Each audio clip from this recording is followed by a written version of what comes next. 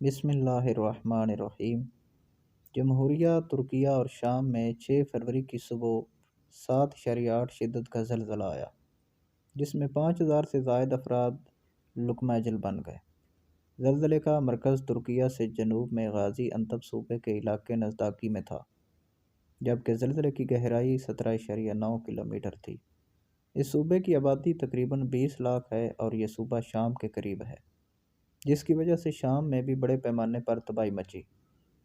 ترکیہ میں زلزلہ وقت کے مطابق صبح 4:17 پر آیا، جب تمام لوگ سو رہے تھے۔ اس وقت تک 1786 عمارات کے زمین بوس ہونے کا بتایا جا رہا ہے۔ ملک بھر میں تعلیمی ادارے بند کر دیے گئے ہیں، ایمرجنسی نافذ کر دی گئی ہے، امدادی کارروائیاں جاری ہیں۔ زلزلے کے بعد 50 سے زائد آفٹر شاکس بھی ریکارڈ کیے گئے۔